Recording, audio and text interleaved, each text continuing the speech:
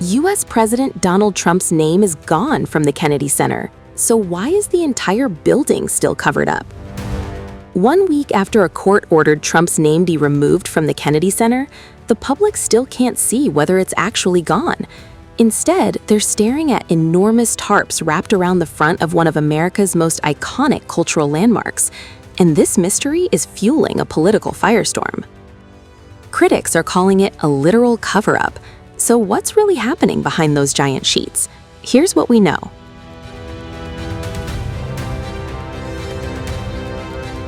The controversy centers on the John F. Kennedy Center for the Performing Arts in Washington, D.C., where workers arrived overnight in mid-June after a federal court ruled that Donald Trump's name had to be removed from the building's exterior. Rather than allowing the public to watch the removal unfold, crews erected massive scaffolding and draped giant tarps across the facade, blocking virtually all outside visibility. Days later, the coverings were still there, and that's where the speculation exploded. Many observers expected the building to be uncovered once the lettering came down. Instead, the tarps remained in place, prompting questions over whether officials were hiding the aftermath of a legal defeat or simply carrying out additional construction work. Kennedy Center officials reportedly insist there is no conspiracy.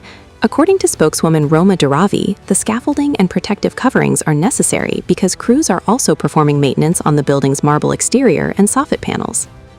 In other words, the tarps are therefore preservation work, not politics, but that explanation has failed to silence critics.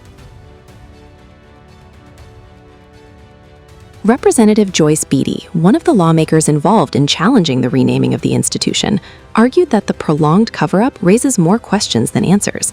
She suggested Trump was embarrassed after losing in court and wanted to shield the outcome from public view. Representative Jamie Raskin echoed that criticism, going even further by describing the situation as a literal cover-up and accusing Trump's team of improperly placing his name on federal property before being ordered to remove it. Even performers currently working inside the Kennedy Center have weighed in. Actor Tommy Gedrich, appearing in Moulin Rouge the musical, questioned whether marble maintenance alone justified keeping the entire front of the building hidden for so long, though he acknowledged he was not an expert in building preservation. The backdrop to this dispute stretches back months. In early 2025, Trump assumed control over the Kennedy Center's board and installed allies who later approved renaming the institution in his honor. The move immediately generated controversy. Several artists distanced themselves from the venue, some donors reportedly withdrew support, and critics argued that changing the identity of a congressionally chartered cultural institution raised legal concerns. Those concerns eventually reached federal court. A U.S. district judge ruled that attaching Trump's name to the building violated the Kennedy Center's governing charter and ordered that the branding be removed from the facade and official materials. Trump and his supporters strongly opposed the decision.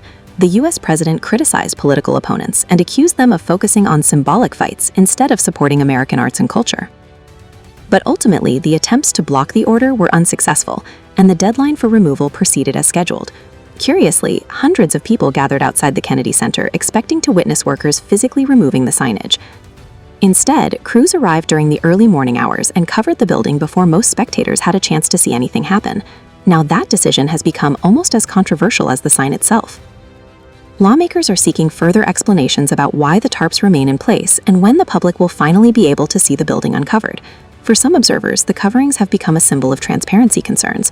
For others, they are simply practical construction barriers that have been politicized. Whatever the explanation, the dispute has transformed an architectural maintenance project into yet another chapter in the ongoing political battles surrounding Donald Trump.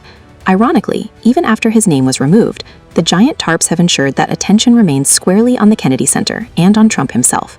Until those coverings come down, speculation is almost certain to continue.